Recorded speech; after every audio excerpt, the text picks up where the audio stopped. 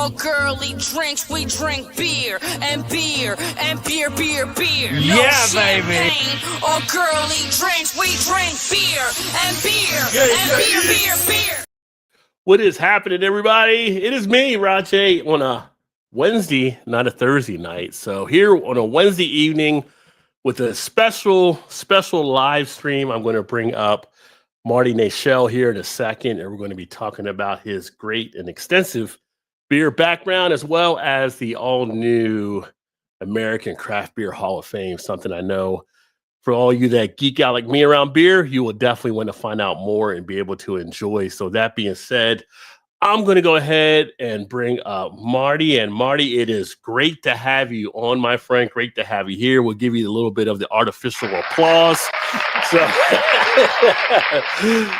awesome to have you spend some time with me. And for those of you that don't know, Marty, you can see a lot of his stuff. He's out there on LinkedIn, a lot of things. His background is just, and also me, I'm honored to have him on here just because, you know, you guys have watched enough of me doing things on a lot of these live streams. I don't usually get that shook, but I'm impressed. Like, you know, some people geek out when they meet me. I'm geeking out meeting Marty on here. So this is awesome. This is awesome to have you on. Not even realizing your background fully. You know, we talked a little bit from when we spoke a little on LinkedIn, then we spoke on email. You're an author, so you've written a few books when you've had the time. Yeah. One of which I did read back in the day as well. But Marty has written, for those of you that don't know, Homebrewing for Dummies, Beer for Dummies, which I had actually read the Homebrewing for Dummies previously. How to judge beer like a pro. Tapped Out, a look back at Midwestern craft breweries 25 years ago, which sounds like a pretty interesting title. And I think you did one more that I may have not written down there as well. My very first book was called Beer Across America. Okay. And how long ago was that when you had written that book? That was published in 1995. Okay, excellent. So you've been all over. You've got the stature from the beer judging, BJCP certified judge, but not just here, but you've been all over the world judging different contests or competitions, which is also awesome in itself. Certified beer server. I don't know if you went Cicerone yet, or if you've been doing that, or with everything else you got. No, I haven't ranked up to certified now. Yeah, not that I know you really need to, because I mean, you've got everything else going on. So again, when you talk about someone putting the time in and having the accomplishments, you've definitely done that here in the beer scene. So definitely, again, appreciate you coming on. You got the logo shirt out, so we know there's going to be merch around the American Craft Beer Hall of Fame at some point too, which is great to see. But having you on here first time, what got you started on this beer journey? You know, just got you down that wormhole. I'll try to make it short and sweet. It actually started in 1982. And by the way, you can find this in a couple of my books. But the point is that in 1982, my wife and I, we live in the Chicago area. We're suburban Chicagoan. Mm-hmm. My wife and I decided to take a quick weekend trip up to Toronto. That's about 10 hours away by car. We blew into town with no plan. We just, we went there. We back in the day, they had visitor centers, for tourists. So we went to the visitor center. We popped in. We said, we're here for the weekend. What do you suggest we do? And they said, well, there's the CN Tower. It's the tallest man-made structure in North America. And there happens to be a restaurant up there. So, of course, we did that. And they said, oh, by the way, are you a hockey fan? Like, I'm from Chicago. You need that? The NHL Hockey Hall of Fame is there in Toronto. So, yes, we did check that out as well. And so, as it was kind of an afterthought, we were just about to leave the visitor center. And the woman was like, oh, I got something for you. She said, do you like beer? You're winning it all around at this point. Yeah. But at that time, I was just drinking crappy beer. It was in the Chicago area. It was Old Style was the beer back in the day. So anyway, she said, we have a brewery here in town. It's not only one of the largest, but one of the oldest in North America. It's the Molson Brewery. She said they do give tours. That happened to be a Saturday, and they do give tours on Saturday. And it was just like, light bulbs going off. Mm-hmm. So we did that tour. And of course, walking through this huge, gigantic plant with all the bottling lines and the canning lines and all the equipment and noise, it was impressive on its own. But at the very end of the tour, of course, they bring everybody into what is essentially just a bar, bar room. Mm-hmm. And they started serving us, small samples of the different beers. And they had about 8 or 10 on draft at that time. And as they were serving them to us, they got, basically darker and darker and darker. By the time we got to the last beer, which was Molson Porter, I was in love. It was just, that was it. I tasted, 2 things struck me that day. First of all, I had never tasted beer that fresh, brewery fresh, and I had never tasted a porter. I had never tasted dark beer because I was always drinking American macro beer. So I left Toronto with those concepts in my head that fresh beers of different colors and flavors. When I got back to Chicago, I said, that's it. No more old style. I need to learn more about this product and find out what I've been missing. So that's what set me on this path. Wow. Don't we have some nice neighbors in the north? Got you on that path there.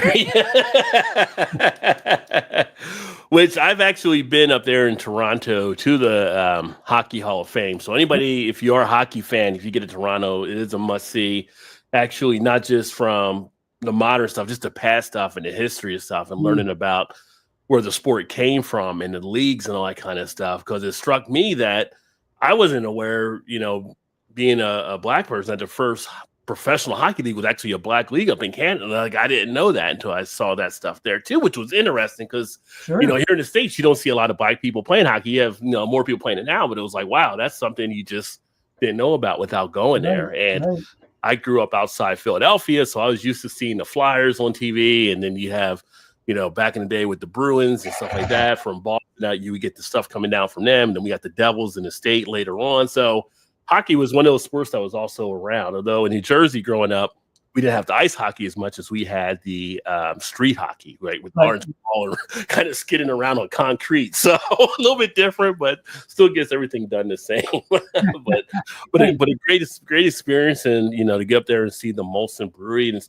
it's interesting that now that you've done so much with craft, that it was actually a macro that kind of got you on that course, right? So right, yeah. And back then, Molson, because I can remember back in the 80s being in late high school drinking, although not supposed to be drinking, but drinking, right? You go to a party and you would show up with Molson as a Canadian type beer.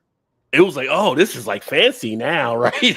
I don't got to drink this red and white blue can over here. I can actually drink some good stuff. So, so even though Molson's kind of that macro, now they still have some solid beers. It's funny, we just came back from Niagara Falls earlier this year. We did a beer tuber trip up there and got together with like 12 or 13 other beer tubers. Nice. And one of the guys had some of the old Molson. It just brought back a lot of memories from being back in high school when I first had it back then. And it's still, still a smooth beer to sit back and enjoy. So, with me, although I drink more of the craft, I still have some macros here and then. It's all about the beer here on the channel and stuff, but pretty unique on how that got you on your path there, going out of the country somewhere else, and then someone saying, "Hey, you like beer?" At that time, Chicago didn't have a hometown brewery. I was drinking a product that was coming down from Wisconsin. Yeah. And what's it like? What's it like for you now? And now, going from the time back then to where you're at now, seeing what Chicago has become. I mean, it's night and day, right? Like just to know where they started at and where they're at. Yeah. It was a little bit frustrating because I was into craft beer as I was beginning in the early mid 80s, that it took until 87 for Chicago to give it its first craft brewery. And 2 out of the first 3 craft breweries in Chicago failed. And then several others that followed also failed. So Chicago had a really difficult time getting on board with craft beer. Meanwhile, breweries on the East Coast and the West Coast were booming, and even up in Michigan and out in Colorado, and Chicago just couldn't get you know what together. So, it was a little early. I said we usually become an R-rated show, but it's a little early still, I guess. Warning. It wasn't until the 2010s that Chicago finally got its act together. And then, of course, once it did, there was no stopping it. Chicago, as a city, as a metropolis, took off. Now we have, gazillion breweries. But yeah, it took quite a while, and it was a bit frustrating. But we got there. Do you remember what happened to be the first one that kind of got on their feet there? Was it Goose or was it somebody before? Without it was definitely Goose. Okay. Goose was the third brewery to open back in 1988. Okay. And yeah, they obviously they made it. I think. They might be onto something. I mean, every Black Friday, people seem to go crazy. They might just have a little something down. Yeah. Although I was kind of surprised to hear about Revolution, I guess, and their main one going to be closing their doors. One of the other gents that usually is a part of our program we do on Thursdays from here time to time is Dave from Beer in Front. He was telling me about Revolution. Right. But if I can make a small correction here, Revolution started out as a brew pub. Okay. City. They went on to open their packaging facility. The packaging facility is staying open. It's the brew pub that's closing. Okay. It was a totally separate. It was still the same entity in terms of the name and ownership. It was its own location, and it is shutting down. The packaging facility is going great guns. It's not going anywhere. Good. Well, I knew there was something staying open with them, so that's what's actually going to be open for them still. But I heard they had some really good food at the brew pub, so some people are definitely disappointed there. But for those of you that are tuning in, or if you catch this on the replay or on the podcast, in the comments section, we actually have the link where you can actually go to the American Craft Beer Hall of Fame.com, and I'll actually pull up that site here in a little bit as well, kind of show you some of the key things as we get into exploring that and getting into some of the nominations, which are going to have some questions around it in itself, because I know a couple people asked me a few things about it already, and I was like, "Ooh, that's a tough list." It is. It's a very, very tough list. And the other thing as well, just full disclosure, being honored that I was actually chosen to be one of the electors for the American Craft Beer Hall of Fame. So thank you for that as well. Happy to have you on board. Thank you. It was, it was one of those things of this channel and some of the stuff I've been doing to be on 10 years in March. So it's kind of great because I definitely always wanted to build it up. And when I got into talking about beer, I saw it was a good opportunity. It was just like, as I sit back and looked at beer over the years, it was kind of like, beer is something I had a passion for, but it was something to really get into it. And really my wife pushed me into doing more of the marketing type stuff because I have a background in advertising and marketing. I work in sales and all that kind of stuff. So it's kind of like you were on the radio before, so you know how to talk about things. So it's kind of like, okay, well, we'll give it a try and we'll see what happens. And all of a sudden these people started showing up and started watching stuff. Imagine that, right? So funny how that works. Yeah. But beer is just always that one thing. And I tell people, it's like that when you think about stuff, it's always like you want to talk with somebody about it. You have a disagreement on something. Yeah, let's grab a beer. Let's talk about it. Let's hash it out. Right. It's like, you don't want to go too far into whiskey because the whiskey gets you too hammered. Right. And you can go wine, but wine's a little more dainty when the beer. Just the beer's a nice, just perfect elixir to kind of sit there and hash things out and enjoy. And depending on what you get, now I'm not saying do it around barley wine. You might want to get something a little more reduced if you're gonna have a good conversation. But it's just one of those things that it hit the bone, and it was kind of like, let's roll with it. So you're rolling. Yeah, definitely. And it's been great. And as we talk about the Hall of Fame, as far as like where we're at, like what made you want to take on this achievement? Because it had to be a lot of stuff. I know you had to get with the different sponsors. You had to get things behind it, the 501c. Like it was not a little undertaking you were doing. So was it what really got you kind of fired up? And like, because it's funny, when we were first talking about it, it just so happened probably a week before then, myself and a couple of the other beer tubers, a beer day with TK, Ginger Yeti, we were talking about some stuff. It's like, everybody should come up with this we need something like recognize people, like a Hall of Fame. Like, it was so funny that it just all came together, and it's like, wait a second, I know a guy that's actually doing this now. So, but what I mean, was this over years? Was this instantaneous? Well, no, it was almost instantaneous. What you were just describing is kind of what was going through my head not quite a year ago. Actually, it was last December. I don't remember what got that ball rolling inside my head, the gears turning. But I was thinking about how there wasn't a beer Hall of Fame or a craft beer Hall of Fame. And I almost immediately ran to my computer and I did a Google search and came up empty. So I tried different terms, different words, different, search methods, and every single one of them came up empty. And I was dumbfounded. I was like, I cannot believe that I can't find anything that references a Hall of Fame of any kind. Anyway, this kind of percolated in my brain for a couple of days. I did more searches to make sure that I didn't miss anything. And I'll be damned if I just continued coming up empty. And I said, well, you know what? I think that's my sign. I need to take this idea to someone. It's not like I wanted to do it. I wanted somebody else to do it. and so I spent the next week or two thinking about that. Okay, who do I bring this idea to? Who has the means or the gumption to actually bring this to fruition? And I honestly, I couldn't think of any one person or any group of people. And it just hit me like a flash. It's like, do it. Just do it. You take the reins, run with it. And that's what happened. I just decided that this was going to be my project. But I want to make it clear. I want to make it very clear. This is not, by no means is this a one-man band. I have a lot of people involved. In fact, that's the very first thing I did. I sat down and I made lists. Who are the people that I know that I can hit up? Who can I tap into? Who has the influence? Who has their tentacles out there that can help this project? So I made a list of what I called advisors. I had a list of, I don't know, 50, 60, 70 advisors.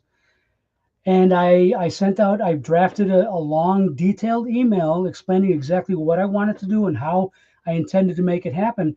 And I sent it out to these people and I said, look, I'm inviting you to join me on this journey. If you're interested, come join me. If not, nice talking to you, have a nice day. And I got a lot of good feedback from that single email. Obviously, not everybody joined the party.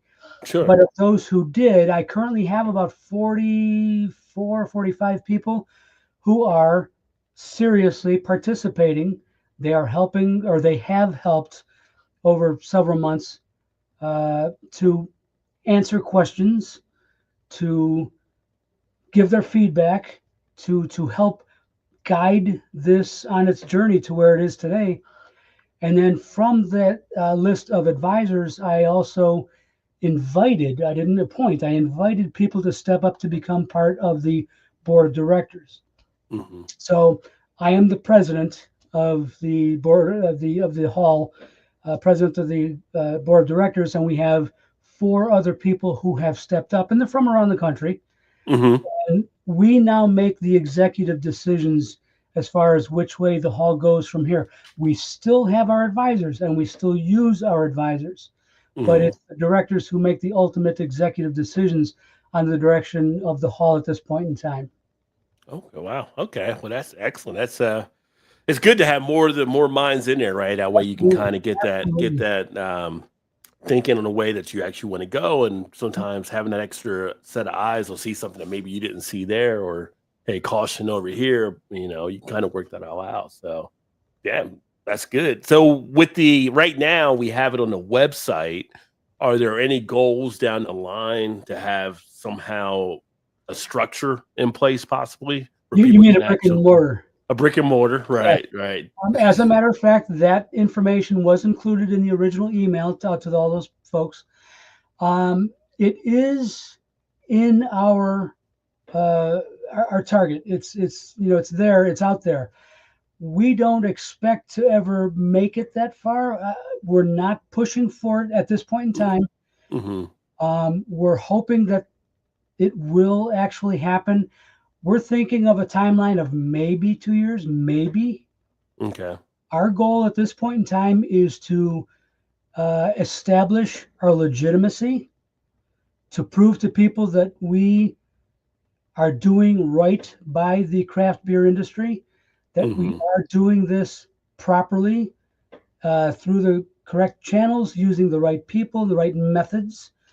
And eventually, when we get to that level of credibility that we seek, then we think we can take our entity, our very existence, out to, obviously to build a brick and mortar, whether it's an existing structure or ground up. We're not fantasizing at this point, but we do know that we need patrons. We do know that we need people with money. Sure. So in order for us to go to these people asking for their financial support, we need something to show. And it's going to take us about 2 years we think it's going to take us about 2 years to establish ourselves to the point where we are comfortable with what we have accomplished, and that the public has seen what we've accomplished or are accomplishing. And again, the word legitimacy is important to me. It's important to us that we achieve that, and we can then feel good about going to people with our hats out saying, can you help us now? So that's where we are. Well, I mean, I feel like there's going to be eyes on it, because when I saw like stuff when we first started looking into it, I was like, oh, wait a second. This is popping up on Forbes. This is popping up on the Washington Post. This is popping up over here. Like, other people already starting to kind of see this build up, and with the marketplace and their growth, even though you'll hear, oh, it's down, or it's like people go back and forth if craft beer or bubble, like there's a lot of excitement around craft beer still, right? And I feel like a lot of people feel this was like long overdue to have something like this in place. So it would be kind of cool to have a place where people could actually pop in and see the writing on the wall, so to speak, of the history of the different things. Because one of the things I'll share from the blog, from the website, is not just the blog, but like the timeline portion, which is pretty cool. So imagine that being done on the walls, if someone is kind of mapping the course of beer through history and seeing all these different things, and having a little exhibit of what it might have been like to make beer when it was first being done versus when it's being done here, right? So there's a lot of opportunity with it. A lot of opportunity. Absolutely, there is. Yeah. We're hoping to capitalize on it. So, anything I can do to help out, obviously, you already know I'm on board with. Right now. Well, I've got a bunch of other people like me too that would love to have you on, I'm sure, to be a guest and kind of spread the news. So those are some of the other things that we can talk about there too. But while we are talking, because like we said, it is a beer show as well, I want to go ahead and crack open a beer. I was wondering what was taking you so long. Yeah, right. So I've got the Victory out of Pennsylvania, their Juicy Monkey Hazy Imperial IPA.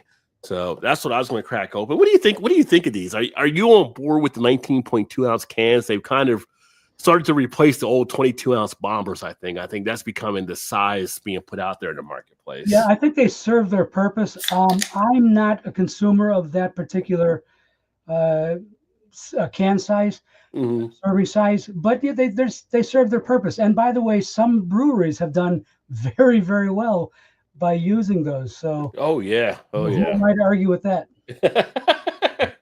You always worry about putting a 9.5 ABV into a 19.2 can now. So yeah, well, hopefully somebody grabs a few of those. When they start showing up in convenience stores, that's when I'm concerned. And they have, by the way.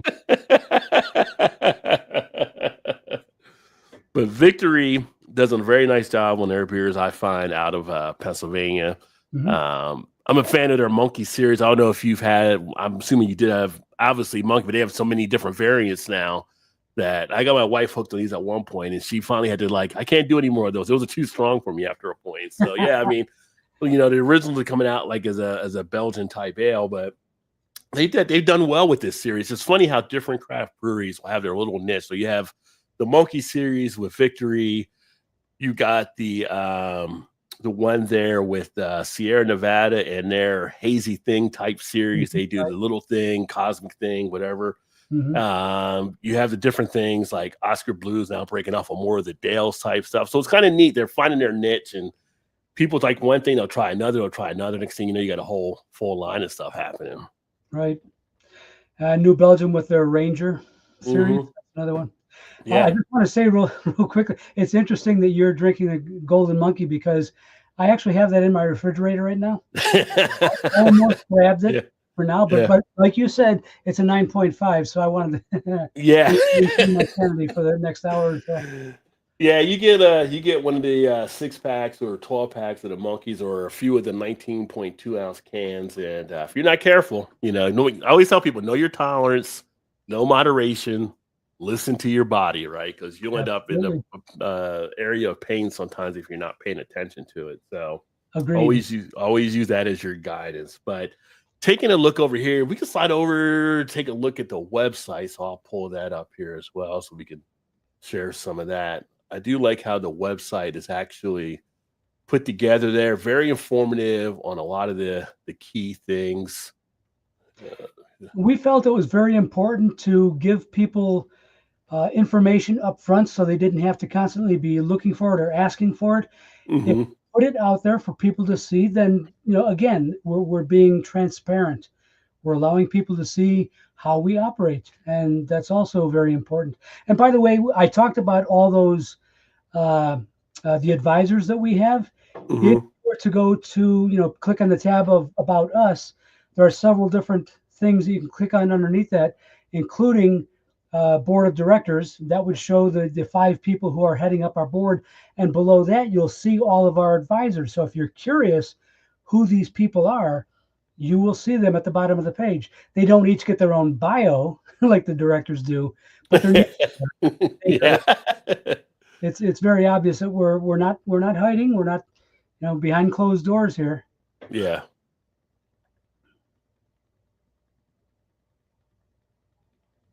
That's a good look at the people here that are part of the board from across the country. Where everybody is from. Myself and John, we are both from Illinois. Lisa is from Oregon. Aaron is from North Carolina. Matt is from Atlanta. So we do have some people in various regions of the country. That was also important to us. Now here are our advisors, and of course they are from all over the country. Yeah. Oh, you got Kate. I know Kate. So yeah, she's on there, which is nice. Not all of these names are necessarily household names.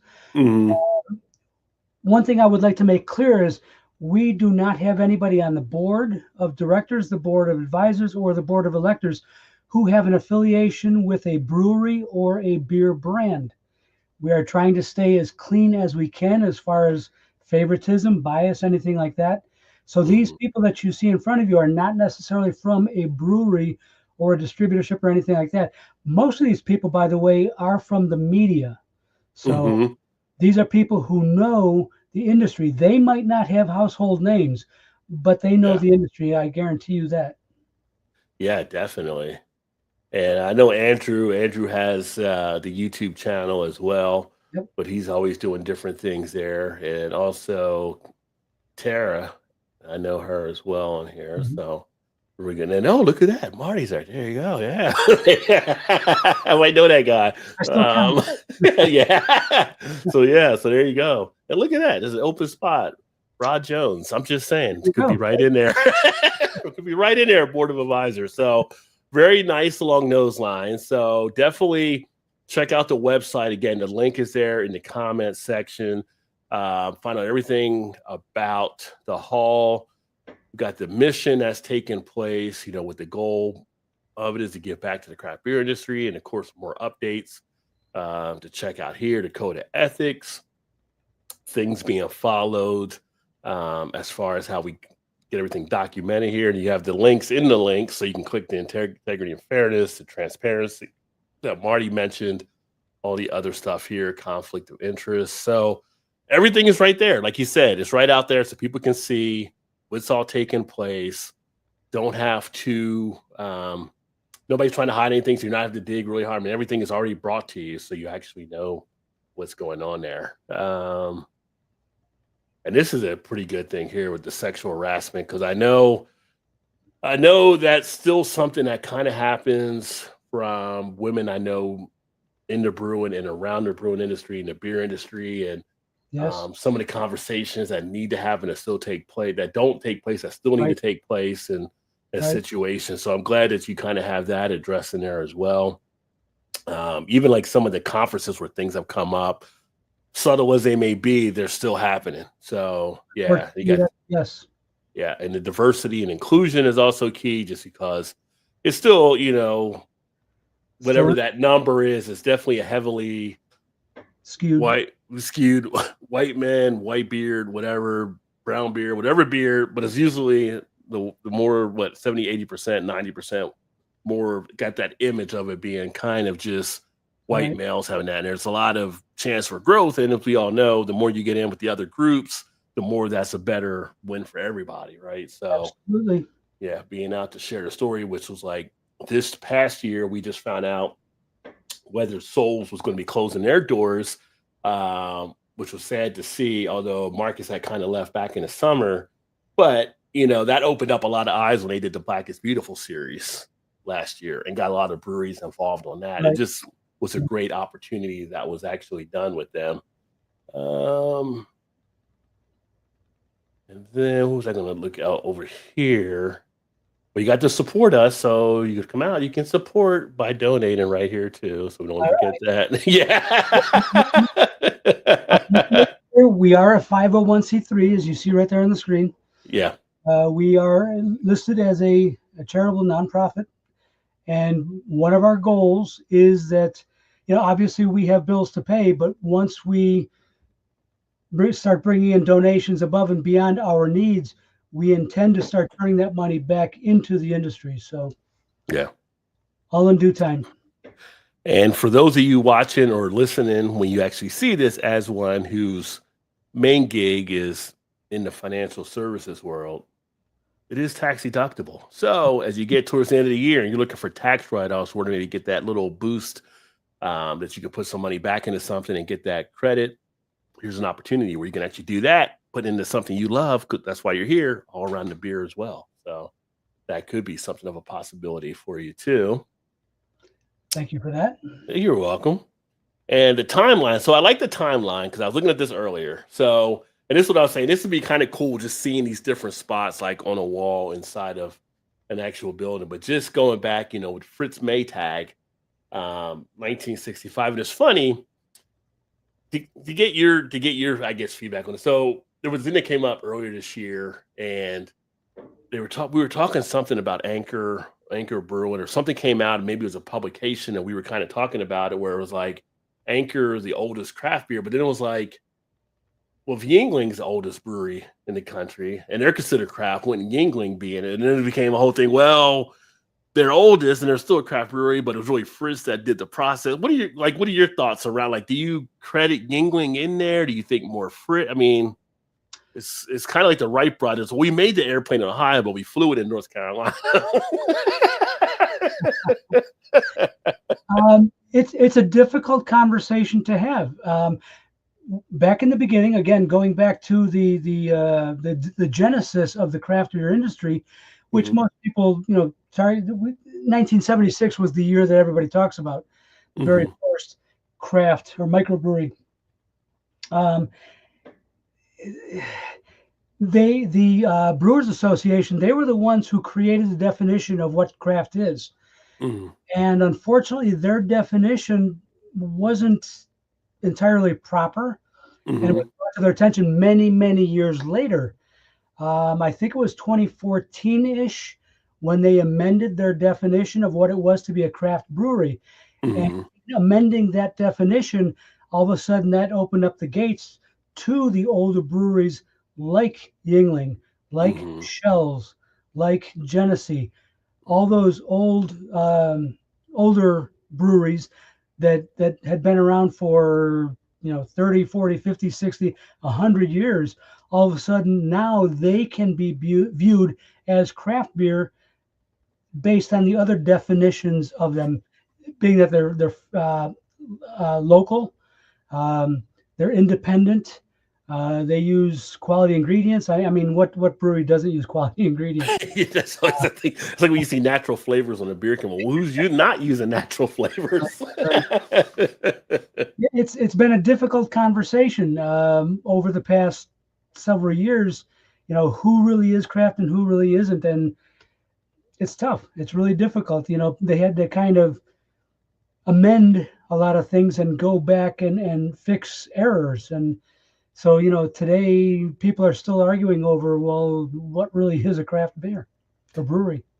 Yeah, I mean, when you think about like that, like you said, like the 2014, because one of the things that comes back in some of the conversations that I've had conversations with people over the years is like, how strong is the definition of it, right? It's kind of that thumbnail. We kind of let them kind of set the standard as a guideline for it, but then one of the things that inevitably comes up with, you know, they did it to increase it to keep like Boston beer in there, right? Because then they went from 2 million to 6 million. And some people kind of looked at that as kind of a taint of what a craft brewery is because they wanted to be small, right? So it becomes this whole thing, but it's at the same point, I think in spirit, everything they have around the Brewers Association is still correct in what they're trying to identify, but it becomes like a numbers type thing, right? Then you're like, well, don't get so stuck into the numbers. You're kind of missing where the opportunities are too, because I think that's very easy to get thrown out, as we used to say back in the day, the baby with the bathwater. You know what I'm talking about. So yeah, the Z's are like, what do you mean baby in bathwater? But it's an old saying. So never. Yourself, Brad. Yeah. But you know, you have that situation that comes up, and it's like, yeah. So I feel like they kind of sometimes painted themselves in a corner with it, but I feel like overall, there still is a good bellwether of kind of what is craft beer. But you know, you get in the weeds with anything, you're going to have like the dissension that starts to break up a little bit. So right. Yeah. You know, I think today, I can speak for myself. When people ask me what craft is, I'm not going to necessarily spew, certainly not numbers, but also, you know, I'm not going to put up the fences and say, well, this is and this isn't. To me, having been around the industry for as long as I have, I know craft when I see it. Mm-hmm. And that's my definition of what craft is. But what my definition is doesn't necessarily match yours or anybody else's. Right. I mean, it's kind of like if I go and I pick up a Terrapin beer, which was craft, but then they're not craft because they're under one of the macro. Everybody's like, well, they're not craft now because they're like, okay, well, it still tastes like craft. It still looks like craft, but I mean, so you're just basically changing it because who might be the ownership of it, which that's kind of the rule and guideline they're going under. But at a point, it's kind of like you're splitting hairs at a certain level, you know? So it's like I've seen people get upset about some of this stuff being macro. We've had these conversations many a time on the channel, but yet we were talking earlier about Black Friday, but the same people that are talking about, they're lined up at Goose Island. And they're like, well, it's different because they let Bourbon County be Bourbon County. Like, it doesn't matter if they're still under a MAC. You can't have it both ways, you know? Exactly. So it's just one of those things that happens. Yeah, I was going to say the same thing. We talked about Goose Island just a little while ago. Goose Island went overnight from being a craft brewery to not a craft brewery in the minds of many people, simply because they sold out to AB. So, you know, which is it? Yeah. But, you know, people are going to be what they're going to do. And it's like, you know, I always hate that saying, you want your cake and eat it too. Because why would you not want to eat cake if you had it? But it's kind of one of those things, right? It's one of those sayings that we have that doesn't make sense, but then it does make sense. Who makes the cake? Yeah, right. And Chris, welcome, my friend. He says, I did sign up for the update. So there you go. So Chris, new sign up subscriber there with the Craft Beer Hall of Fame. So you can get the updates and stay on tune. Fantastic. And he also said, congrats on the new venture. I thought about doing something similar about 3 years ago. There you go. Well, sorry to beat you to it, but yeah. But there may be like Chris. There may be other things if you're not maybe in a board or an advisor down the line. Stay in touch. There might be volunteer opportunities to do things, right? So you never know. There could be things that do pop up where you can definitely be a part of it, possibly. But going down the history line, you know, the Cascade hop, which we know is really that one that kind of kicked off a lot of stuff here in the craft brewing in the States, because such a such a, I'd say a great discovery, but it was just like, it brought so much to craft beer, and how not just for Anchor, but everybody that followed afterwards. It was just like Cascade was that initial kind of seed that started to grow the farm, so to speak. Correct. Absolutely. Yeah. That's what puts Sierra Nevada Pale Ale on the map. Yeah. And then you got the great, talking about different people. Michael Jackson on here as well, the World Guide to Beer. It's always funny though, when we bring up Michael Jackson, some of the beer stuff. And you're like, who, like the singer? Like, no, there's a writer called Michael Jackson, and back in the day, he was the one guy charting all this stuff. So you're just explain who Michael Jackson is. But that brings up an interesting point as well. So, and we're going to get to a point where we're talking about the nominees and all that kind of stuff, because I'm a fan of the stuff that Michael Jackson has done. So for the American Craft Beer Hall of Fame, you don't have to be in America. Do you just have to have an impact on the landscape of America as it goes to craft beer? So that was a very interesting conversation that we had as in the board of directors. Where are there limitations? And if so, where are those? And you basically just summed it up for us. We agreed that anybody who had any positive impact on the American craft brewing industry was worthy of the hall. So that leaves it open to people like Michael Jackson, to Charlie Bamforth, the educator, to Pierre Celis, who created wit beer here in the United States. There's a lot of people who actually fall under that umbrella of foreigners who had a positive impact on the American craft beer industry. Yeah, and I think that's great to have that, because it's funny. I think the first time that we actually kind of conversed was on one of the Facebook posts about people to nominate kind of into the Craft Beer Hall of Fame. And I know I had Michael Jackson was one of the people I had mentioned as well. And I had one of the other guys that said, well, I like the list, but Michael Jackson was in Europe. I'm like, yeah, but he did such a impact. It's kind of hard to not have him as a part of it too and everything. So to me, it fit because he did have that influence into a lot of it there. So it's great to know that that's actually out there. And then the next person here, it's always like, where do you put him at, right? Like Jimmy Carter. So without President Carter, you don't have the craft beer explosion possibly, right? Because him doing the home brewing bill, allowing people to brew in at home, 100 gallons per person, 200 if you're a married couple. Got a lot of people messing around making the home brewing type batches, the future Jim Cooks, and the future other brewmasters out there. So it's almost like for a non-brewer, he has to be a part somewhere down the line. I mean, it could be like, just like mention a pitch. Like if you get a actual place, maybe a pitch from, it's got to be something, right? Because he's the one that really opened that door. Right. Led to all the innovation that we're benefiting from nowadays. And it's funny that you bring that up, because this is a conversation that we had very recently in the board. We have a couple of advisors suggested that because Jimmy Carter is getting on in age, as we all know, he just turned 100, that perhaps it might be appropriate for the hall to somehow give him some kind of honorary award, not necessarily the same award that those who get voted in get, but some kind of special honorary thing. And so we're having those conversations currently. And you were saying that without Jimmy Carter signing that bill, that all of this may not have happened, or it may have happened much, much later. Well, a counter argument to that is, well, Carter signed that bill, the HR 1337 that you see there on the screen. But he only signed it. What about the person who brought it to the Congress? Alan Cranston is the California senator who actually introduced the bill. Yeah. Should we then give him credit also? Yeah, that's somebody lost in the bylines there, right? So he was the one. I mean, maybe it's even a joint honorary thing between Alan Cranston and Jimmy Carter, right? Where, he was the driver that brought it up, and he was the one that helped to get it through, at the end. So, yeah, I mean, these are the conversations we're currently having. Yeah. Couldn't do it himself, right? Congress makes the law, so someone had to bring it up. That's right.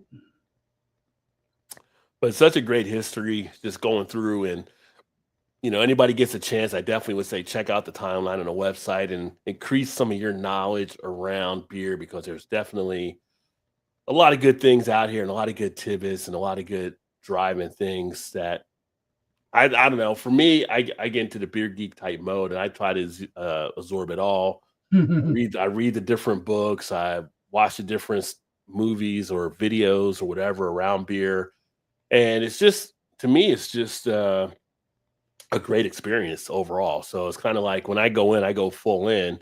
When I started doing the beer stuff, it wasn't about me just reviewing beers. Like, I wanted to be behind the scenes. So I actually took time to brew batches of beer to learn that part of the routine, right? And just getting in there and getting your hands dirty a little bit, so to speak. Because you don't want to get them dirty when you're making beer. Just telling you, sanitation matters, folks. So you don't want to get your hands dirty. But in the figurative sense, getting in there and knowing what it's like when you're dealing with the malts or the grains, dealing with the hops, knowing the different times and how you want to boil and seeing the difference and being able to actually have those raw hops and really get that initial whiff of what it's going to smell like and saying, oh, this could work with this and that. And to me, it was just, I was told, it's like cooking. It's really what it is. It's just like cooking. If you like to cook, you do great doing beer, because you're just mixing and matching different stuff. And you're like, what if I do this and I put it with that? And that's how you get some of these great beer recipes that are popping up.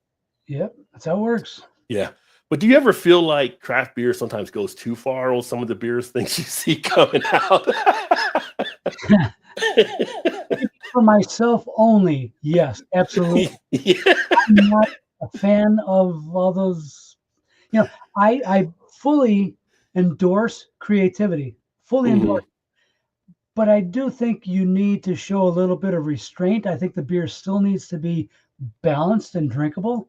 And there are, unfortunately, too many beers out there that don't fit that description. Yeah. I think some beers is just like, just because we could doesn't mean we should, right? You see some stuff that are put together. It's like, why would you do that? Oh, we just kind of curious about it. Like, but why do it? You can be curious.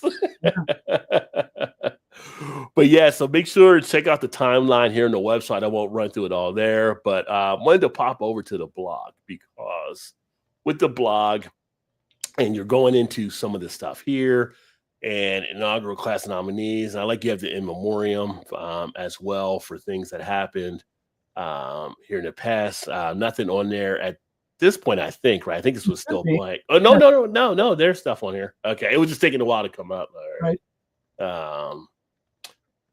Yeah. So Tom Burns, Pierre Celis, Fred Ecker. So some of the things lost. So it was kind of cool because you went back historically and it wasn't just, during this year or whatever, but you kind of laid the groundwork to go back even further for the people and put in the things they actually had done over the years, what made them stand out as well. So it's in a way, a good honorable mention to see, you're going, but you're not forgotten, right? And this is kind of something too that's cool, because now, and we just had recently one of the beer tubers here in the beer community, BC's Beer Reviews, he just passed away. And a lot of people were sharing different stuff about him. And we were talking about on YouTube how you can actually now go back, like his other family members or future family members that didn't know him can actually see some of the stuff he's actually done, right? They can go back and watch a video, because YouTube is going to be timeless out there for him.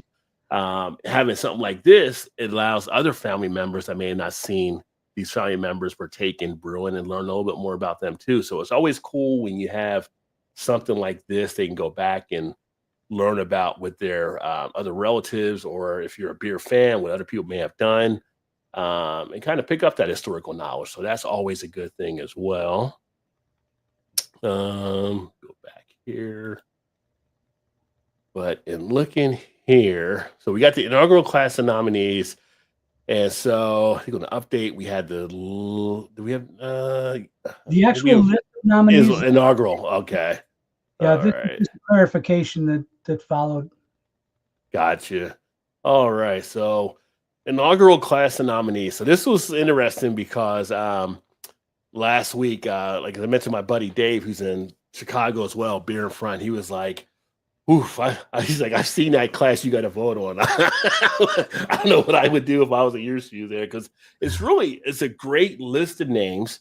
One that initially when I thought about it, I thought about the name afterward, before, like, not when I actually put in the other names I was thinking of previously, but Garrett Oliver up in Brooklyn, all the great stuff that he's actually done.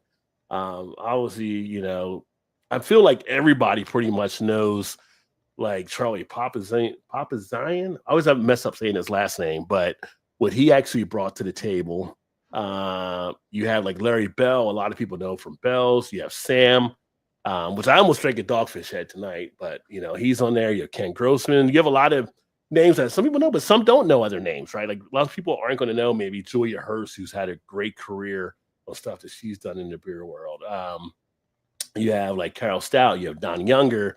You have Pete Slosberg. So a lot of names on here, and it's kind of like, okay, now if you don't know the name, you want to definitely look at the people behind the name, because you want to make that decision. Of the 19 people here, we have to choose 10, right? And then it becomes like a percentage type sway. So it's almost like going to the room and I'm feeling the pressure of like those back in the day bowl BCS electors of the Hall of Fame for the NFL. Like, who do I put down? Like, I'm torn between these. So I'm actually pumped up to actually be able to be a part of it. But yeah, it's a tough list.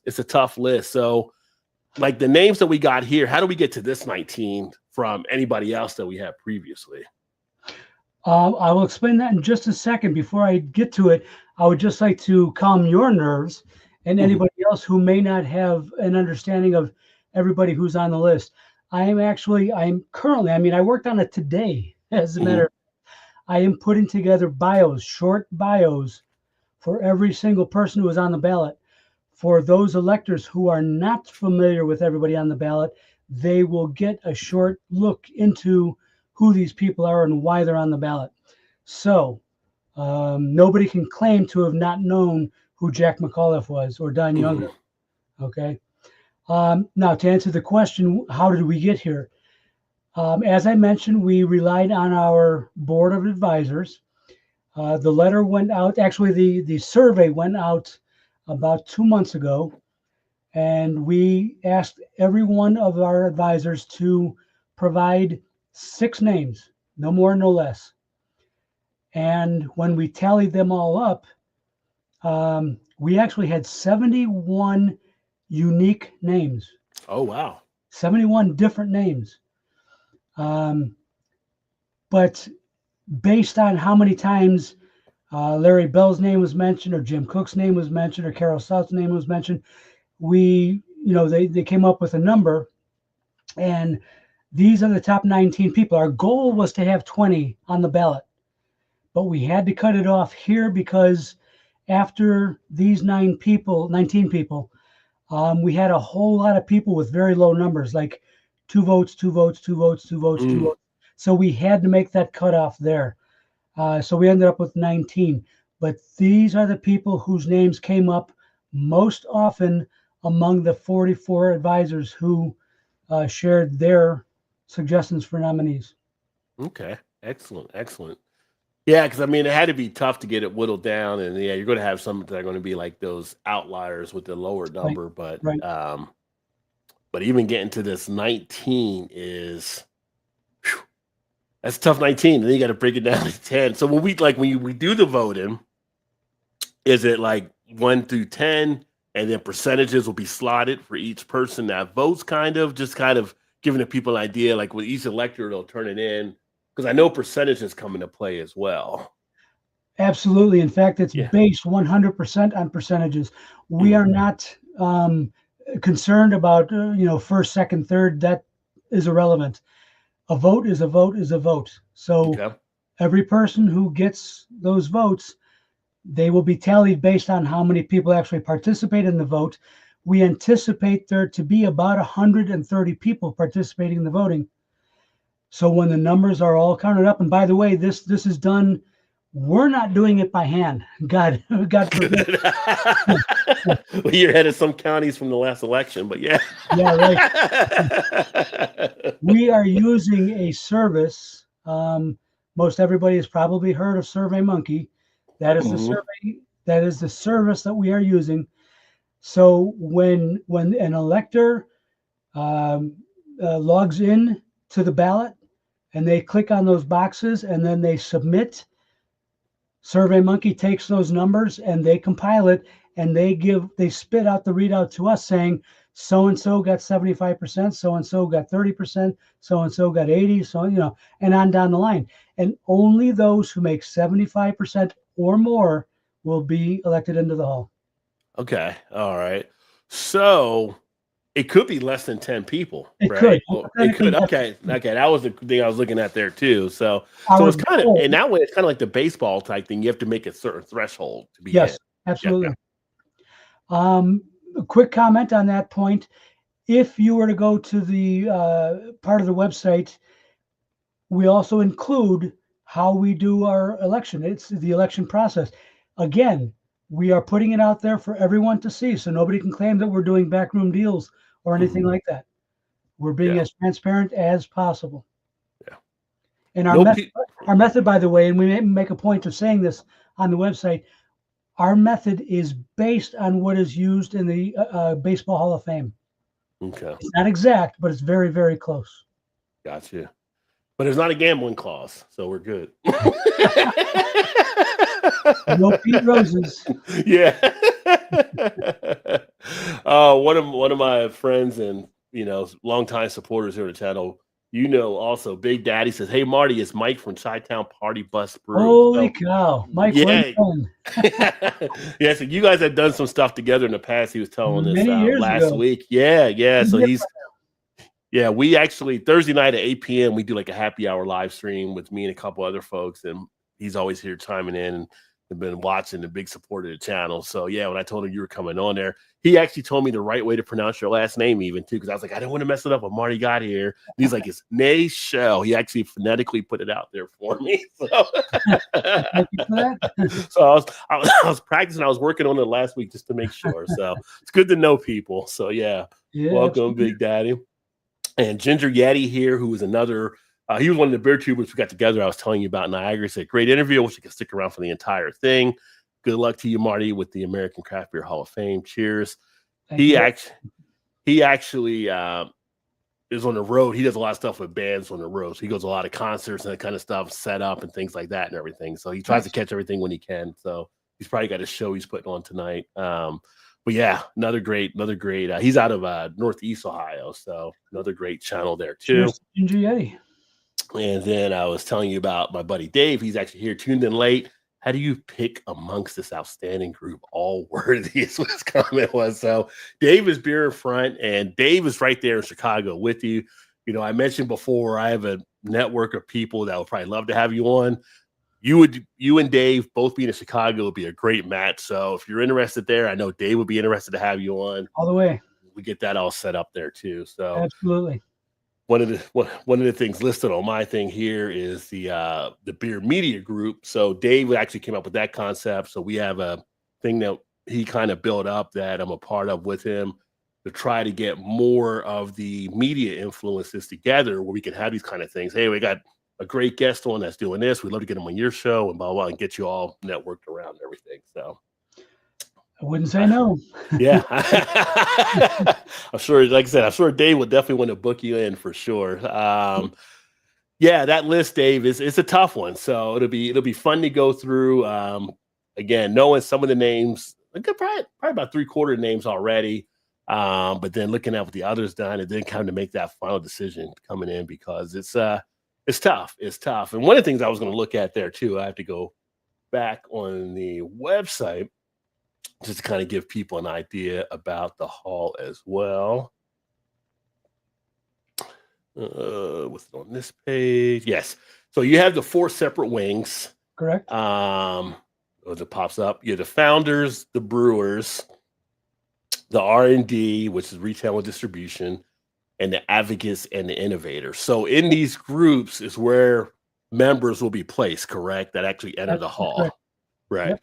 Yeah. So obviously brewers are the brewers, the founders, people that, as you can see here, notable figure, first background spanning, founders can be brewers can be founders, but not always the same, right? So people that kind of have that thing where they put their touch, they built their name up, they took craft beer to another level. You have that area for them.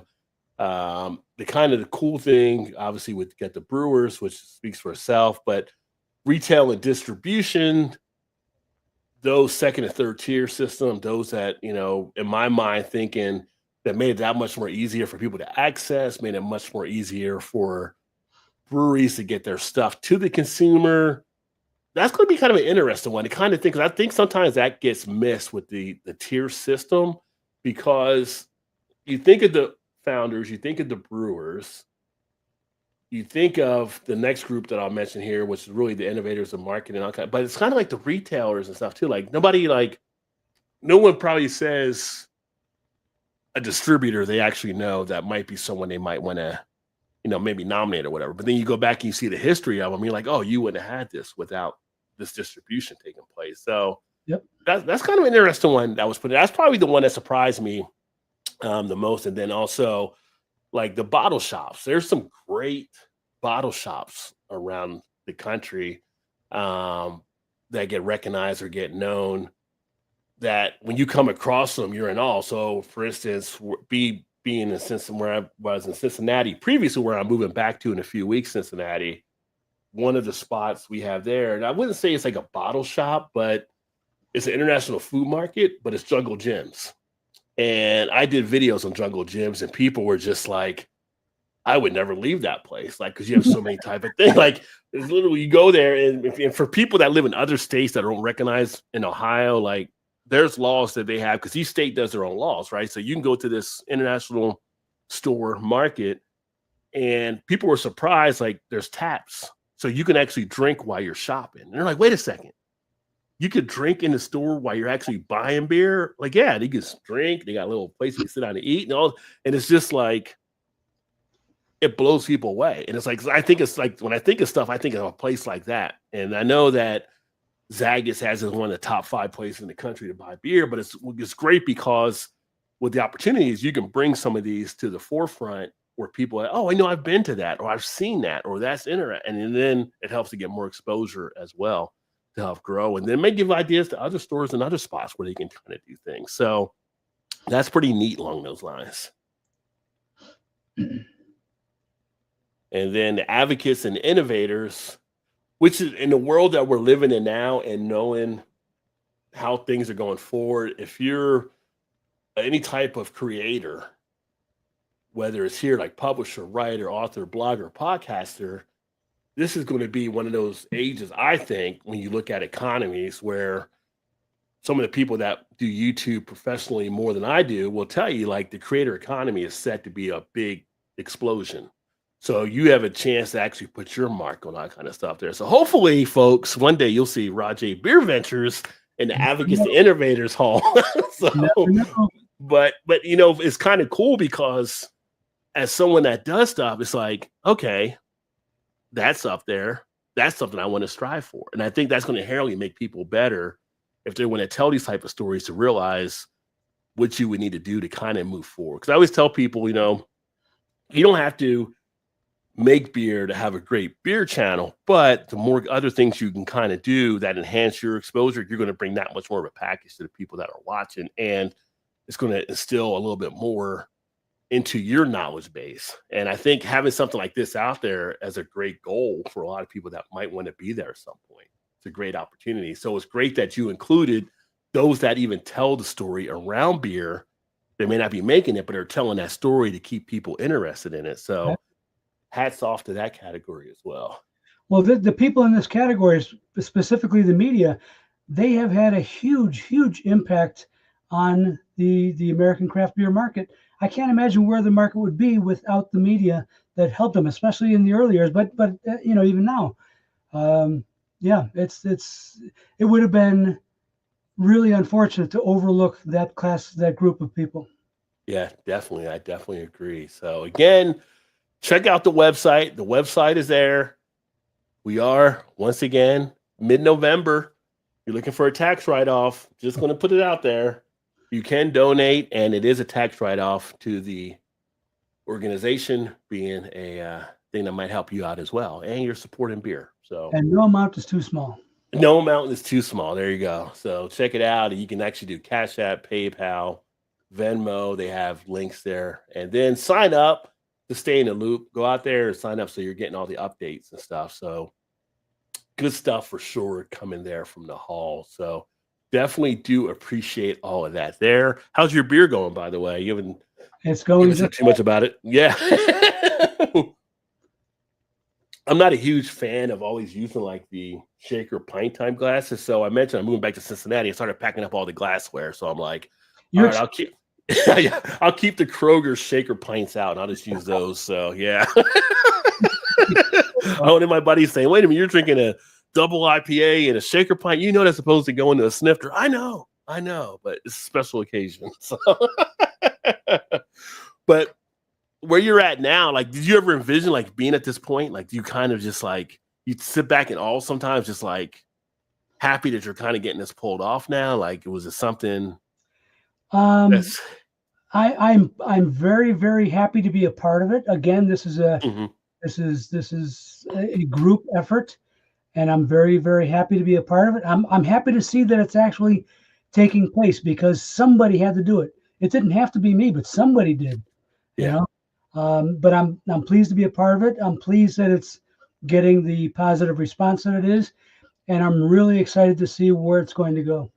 Yeah, excellent. Well, it's always like the old saying. It's like if you don't see anything being done out there you want, then you do it, right? You go out and make it. You get it done. So I'm glad that you actually did step up forward to actually do that. And away from the hall a little bit here. So with your knowledge and experience and all that you've done in beer, kind of just curious from a personal point, like, do you have some favorite styles you like to enjoy, or there's some styles that you're like, sometimes surprised that people are still making, or styles you may have missed you wish they bring back? Like, what's your take on overall, like some of the styles on the beers that we're seeing? I think that the craziness of the COVID years has kind of gone away. When they were making all those crazy pastry stouts, with all the goofy ingredients, and hazies are here to stay, and they're actually getting better. I don't mind a well-made hazy. I'm not seeing as much craziness as I was during the COVID years, and I understand what brought those, what made them, what brought them about. Honestly, I think the industry at large is kind of coming back to its senses. I'm seeing a lot of breweries making lagers, and they're actually making good lagers as opposed to a cold fermented beer that's not so good. True. I think the industry has gotten back to sanity. I'm not seeing a lot of crazy stuff. There are a lot of underrepresented beer styles that still need attention. I am a big fan of Vienna Lager. Okay. Who's making Vienna Lager? I know there are some, but very few. And why not? There was that craze with all the sours. The kind of it didn't necessarily come and go. It's still there, but it's faded. The fact that they weren't paying enough attention to the base style, making a sour and leaving it that way. Instead, they had to go and throw in fruits and herbs and spices and stuff that, I can't find a good Berliner Weiss that doesn't have fruit or something else in it. Why not? Yeah. What's wrong with just a good plain old Berliner Weiss? Yeah. I wish I could find one. Oh, yeah, true. It's funny you mentioned Vienna. We just came back from New Jersey this last weekend, and we stayed at the hotel bar that we were at. They had Double Nickel had a Vienna lager, and I was like, "We're going to try the Double Nickel as a brewery out of New Jersey," and it was really good. It was really decent, nice, clean, crisp, refreshing feel. Everything you would kind of expect a Vienna lager to pretty much have, and it's just like, yeah, you don't see a lot of the Vienna lagers done with a lot of craft breweries, but they had a nice little one. there on tap. That was the winner at the hotel. So I'm like, it went down very nice and very easy. And then one of my old college mates, he's actually one of the owners there, Spellbound Brewing out in New Jersey. They actually had a lager on tap, so I had drank that as well. And yeah, lagers are definitely making their mark back some. So it's kind of nice that, you go in there, you'll see. I went to one bar yesterday, and I actually just got lunch. I didn't drink anything, but I was looking at the taps. They had 15 taps, and 11 of the 15 were macro.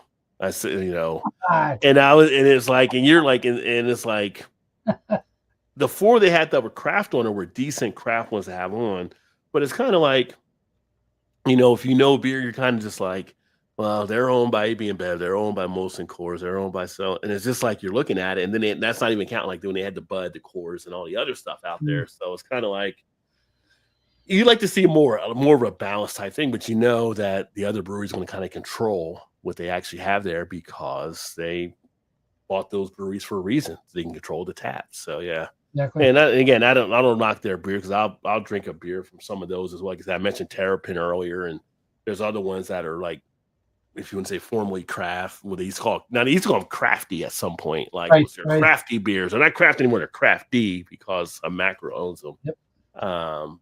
But yeah, so you still have some of that stuff actually taking place out there. But yeah, getting a nice break away from stuff. And one of the styles I've really gotten into more over the years, because I used to be more of an ale type person when I got into some of the lagers, is the rock beer. If you give me anything in front of me that says, and it is from Germany, but it said if it's from Schenkerla, I'm drinking it, and I'm happy to see American craft breweries are starting to make those as well. So I think that's a underrepresented style, and I love a nice smoke, especially this time of year. If you're outside and it's fall, you got the pit going. Having one of those smoky type beers just fits. It's just such a nice, relaxing feel to it. So, well, you're preaching to the choir here because I love the style also. The unfortunate thing is, and I've spoken to a lot of American brewers, they say we make the smallest batch we possibly can, and it still sits for months because people just won't. They won't drink it, and if they're not drinking, of course, they're not paying for it. So, yeah, it's not worth it for brewers to make it because there's not an audience for it, unfortunately. But I think part of the problem there is that brewers are not doing the proper education for their staff, first of all, but especially for their consumer. You don't just make a rock beer and put it on your menu and say, buy it, drink it. You serve it with a plate of cheddar cheese or some smoked sausages. That'll get them to drink it. Yeah. That's a great point because we've talked about that before. It's kind of like the chicken and the egg, right? Or people buying stuff because that's all they know, or they not buying it because they don't know. Like you got to be able to educate and be able to introduce different things to people. So it's like I've done beer tastings before, and people are like, "Well, I don't really like beer or whatever." Like I've had a group of people around, and like, "What do you usually like?" And then, "Well, I like this or I like that." They kind of give you the notes and stuff. You're like, "Okay, well, try this," and they're like, "Well, that's not bad." And I'm like, well, that's a so-and-so beer style. Like, wait a minute, this is a beer? Yeah, everything isn't just going to be over here, which you're accustomed to when you see Miller or you see Bud or something like that. There's so many different things that are out there. Some of the people that like they're a little more refined or whatever. I've had people that I don't like anything sour, but then they like alambic. So it's finding that right thing. And like the whole beer world is just out there, but they don't know because they're not educated or not being taught stuff on it. Right. And sometimes they just need to be led by the hand. Yeah. And that's what brewers need to do. Yeah. And I don't know if it's something where it gets into some of the breweries. Obviously, there's only so much I think sometimes some of these smaller breweries can do, right? Because they are definitely restricted some by the cost. I mean, they do everything else. But I always say, if you're a brewery and you're a smaller type brewery, like you mentioned the stuff with the media. And I had one of the breweries that I knew the owner there in Kentucky, Wooden Cask, and he'd actually done stuff talking to some of his business people. And one of the business people was like, look, he's like, you need to connect with bloggers. You need to connect with media. Like, you don't have to tell the story. If you get some of them in to do stuff, they'll tell the story for you. And I think that's where some breweries miss some of that. Or they hire people in that don't really know how to really have the skills to be able to market or tell the story. And so they're just kind of throwing stuff at the wall, hoping something sticks. So I think, it's a matter of all of that. And then when you have the people in there talking about the education, it's the training that has to go with it too. So I feel bad for some people to get thrown behind of the bar and they're like, well, what is this? And like, it's a stout. And it's like, no, I had this situation that came up in Virginia Beach and I asked them what it was and on the thing and it looked, I was like, oh, okay, well, I'll get this because it said it was like a double IPA or whatever like that. And she brought it to me. I was like, this isn't double IPA. This is a porter. And she's like, no, it's double IPA. And she's like, she pulls the cake, see on the label, it says like, that's not right. And I literally had called it a picture like on Untapped to show what the beer was. She's like, well, they came and they told us that was as she said, my bar manager told me that was what it was. And I'm like, well, your bar manager was wrong. And so she says, like, yeah, she says people are always like upset when they get it sometimes because they're expecting actually to be a double IPA and you gave them a porter. And so even from the servers aspect, sometimes managers aren't trained properly either. They're taking what the salespeople are telling them. I've had it happen in a restaurant before where I thought I was ordering a stout and they bring it to me. I'm like, this isn't a stout. This is it was more like a arrogant bastard strong ale. It was a strong ale they brought to me. And they were like, they said it was like, no, this is definitely a strong ale. You can see it. And it was like the reddish. I was like, this isn't. But again, I don't get mad at them, whatever. But I try to educate when you can, right? You try to point stuff out and stuff. And it's just there's a drop in the ball at some places. So I'm always impressed when I go to some places and they are trained up or they have people there and they're able to walk through stuff. So I think that's a brewery that really cares about its customer. And that's how all of them should be. Because if people leave and they don't like the experience, that's people not coming back. And that's bad word that might be spread around your brewery out in the community. Yeah, it's unfortunate that that sort of thing happens. And I think about all the pints that were not sold because of lackadaisical attitudes towards education. Mm-hmm. Yeah, it definitely does make a difference. And Mike says, I still remember the delicious homebrew barley wine we shared with the handlebar mustache guy who brewed it, another Chi-Town brewery tour host. I can't recall his name. Do you remember that experience with Mike with the handlebar mustache guy? If he's talking about Steve Camp. Oh, maybe that's who it was. That's who we are talking about. He's a person that I have associated with for about 40 years. He's also very much into craft beer. He and I started a homebrew club here in the south suburbs of Chicago back in '91. But he was a brewmaster. Unfortunately, he lost his job when the brewery closed down not too long ago. Yeah. Unfortunately, that definitely happens. And Sammy, Sam is one of our friends. He's down in Australia, actually. So he's actually working. So he says, quick chime in and say, good day for my coffee break. Can't wait for beer after work. And cheers, legend. So yeah, Sammy's a good guy. He started getting in the beer community a while back. He loves West Coast IPAs. That's his thing. Like he's all about but he drinks everything, but he loves the West Coast as his like top style and stuff. So great guy. West Coast PA. Yeah. And Destil does some pretty good beers in themselves. So cheers, mate. Yeah. So one thing here, we'll get ready to wrap it down and all that kind of stuff. But for you, if I put you on the spot a little bit, not a voting spot or anything like that, but just a spot. Like if I was going to say, if you could only choose 4 to put on a Mount Rushmore right now as it stands, do you have a 4 you think you could put on Mount Rushmore? Are you talking about styles or brands? I was going to actually think about beer people. But you bring up another part there, so that could be question 1B, or 1B and 1C. Myself. So beer people. For this particular situation, I'm not sure I would include anybody but founders and brewers. Mm-hmm. In other words, no media, no sure, no publicans. Ken Grossman is definitely one of them. Mm-hmm.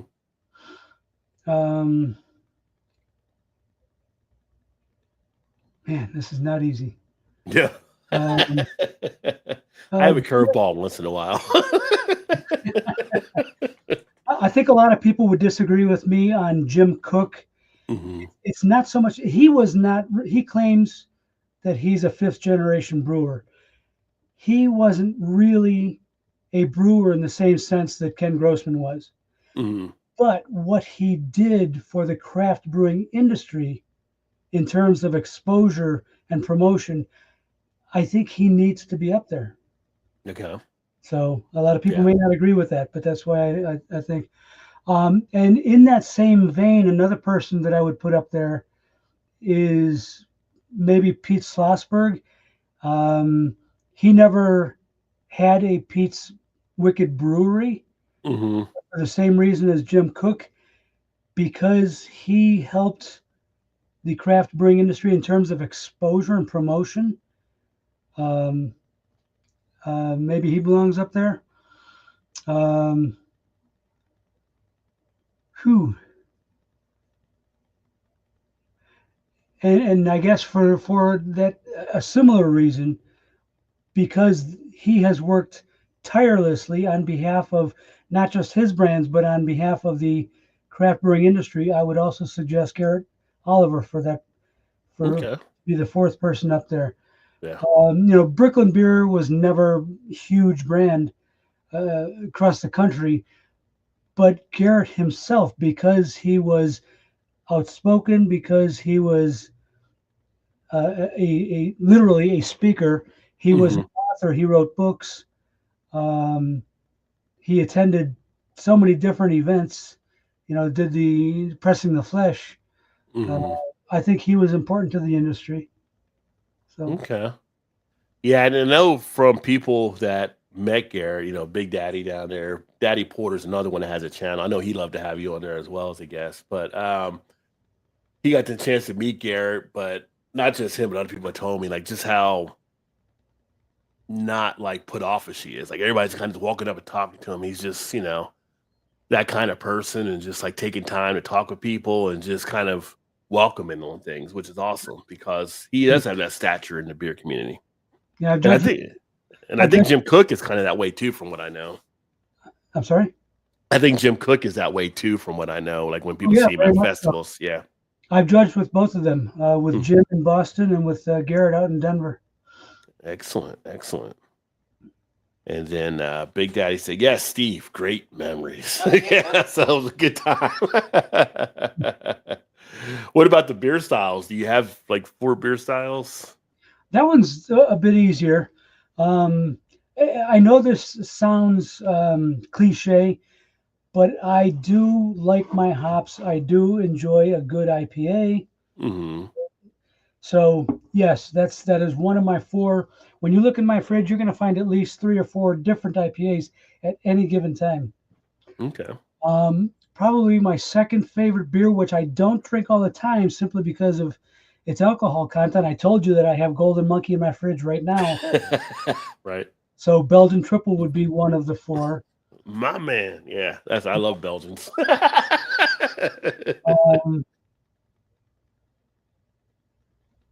I'm going to say Rauch beer, even though I don't drink it all the time. When I do drink it, I really, really appreciate it.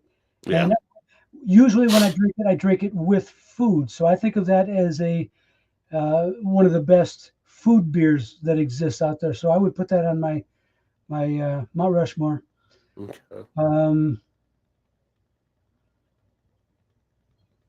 Got to have a good Czech Pilsner. Okay. Good Czech Pils. There you go. Clean and crisp. A Yeah. good thirst quenching beer. Yeah. I feel like a rock beer will be a good brunch beer too. Like Yeah. if you're having a brunch meal, there's a lot of stuff you could easily pair up with. Yep. All right. So 1C, and then we'll try to get out here. Beer cans. What beers are you putting up there? You talking about beer brands? Yeah, beer brands, beer can, beer bottles, like what beer brands? Well, the first one that pops in my head, I'm going to say this simply because we talked about it briefly a little while ago, simply because I think it really shook up the industry. I personally love the beer, and at that time, Goose Island was a craft brewery, Okay. so their Bourbon County Stout. It was Okay. it was such a unique, groundbreaking beer at the time. There's no way it couldn't be on my Mount Rushmore of beers. Sierra Nevada Pale Ale, again. Classic. Yeah. That was classic. That was one of the ones that really convinced me that this is the direction we're going. And I'm going to name another one that's probably going to catch you and everybody else off guard, but it preceded everything I've talked about so far. I first discovered this beer in the early 1980s, almost pre-craft. It was made pre-craft, but I didn't discover it until just about when craft beer came on the scene. Ballantine IPA. Not only was it one of the first IPAs brewed in the United States, or the ones that made it through the 40s, 50s, 60s, 70s into the 80s, but it was wood aged. Most people don't know this. It was aged in unlined oak casks or barrels. So it didn't have barrel flavor. It wasn't like, bourbon or whiskey or rum or anything like that. It was oaked. Okay. Oak IPA. And that's where I learned to love wood-aged beers. Now, with Ballantine, are you talking about the one that Pabst bought in '85? Yes. Because it's so funny you brought that up, because kid you not, earlier today, in one of the beer groups I'm in, they were talking about Pabst splitting off from Ballantine. So basically, and I'm like, oh yeah, like a few years ago, at one of my stores, one of the things about people, I always joke with people, but there's a thing called the Rod J deal. I have a habit or a niche of finding deals on beers all the time. Nice. And it's not like beers that are like, a year old IPA or something like that. I mean, there are beers that are still within the dates and stuff like that. But Ballantine, they brought it back a few years ago, one of my spots in Kentucky, and they were selling a case for like $12.99. And I didn't get it. And I'm like, we were talking about Ballantine, and somebody was talking about how good it actually was. And I'm like, I kicked myself, because there was one time I could have got it for $12.99 for a case. They're like, wait a minute, case? Like, yeah, it's a long story, but I find these places where you can get these deals. So it's like a Goodfellas store where it falls off the truck sometimes. Yeah. But I know a lot of people that did talk about that beer, that really enjoyed that beer. I kind of wish I would have picked it up. I just want to clarify that the one I'm talking about is the Ballantine IPA, not just the Ballantine. So it's a different one than just the Ballantine Ale. Yeah. Okay. It was wood aged. Okay. And pretty well hopped for a beer in the 80s. Oh, nice. Did you have a fourth one? Oh yeah. I'm gonna say Celis wit beer, because Celis is a good beer. I'm not necessarily a big wit beer drinker, but I love the history of that style, going back to Hoegaarden in Belgium. Excuse me. And I love Pierre Celis's personal story of coming here from Belgium and starting his own brewery and recreating that style here, which, by the way, back in the 90s blew up. Every brewery, every brew pub had a wit beer, mostly due to Pierre Celis. Yeah. A very easy drinking beer. I do like a nice wit beer. It is that time of year right now, too, where you usually see them popping up more. But yeah, very nice. Well, it's been awesome having you on, Marty, and hopefully everybody that's watched, you've enjoyed us having this conversation. Again, if you're on the replay or you're on the podcast, make sure to check out the notes down below, and I'll have the link there to the website and all the different stuff, so you can check out everything going on with the American Craft Beer Hall of Fame.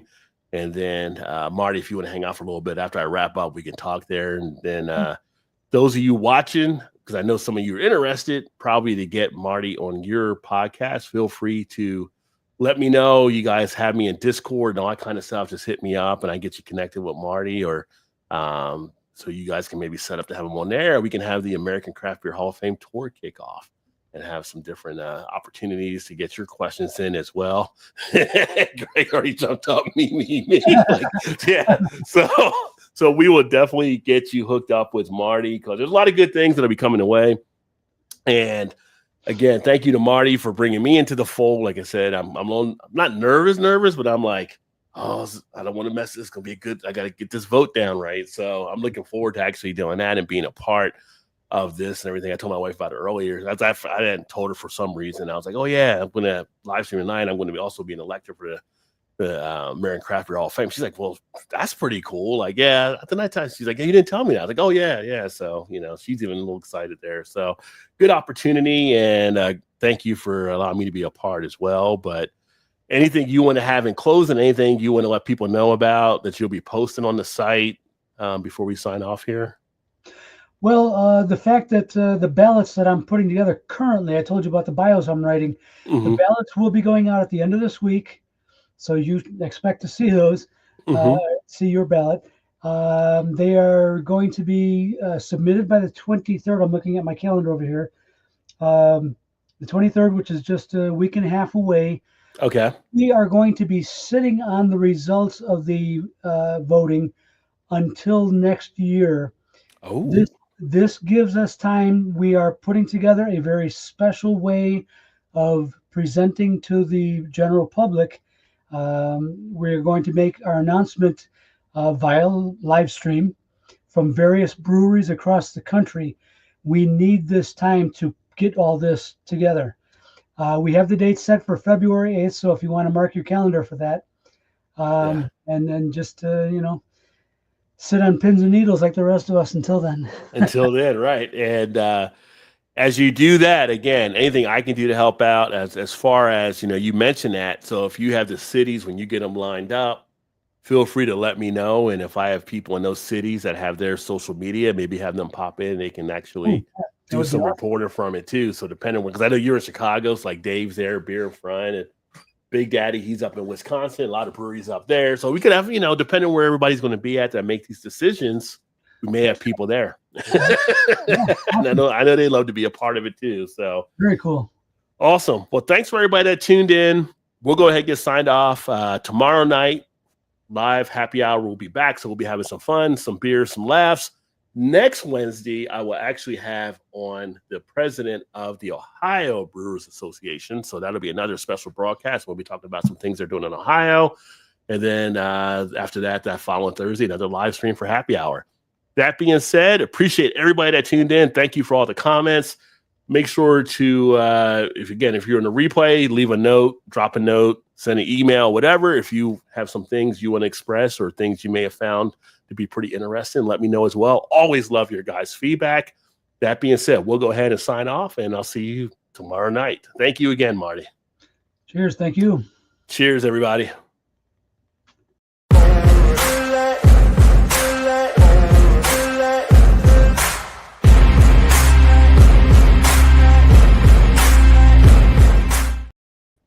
Oh, that was fun.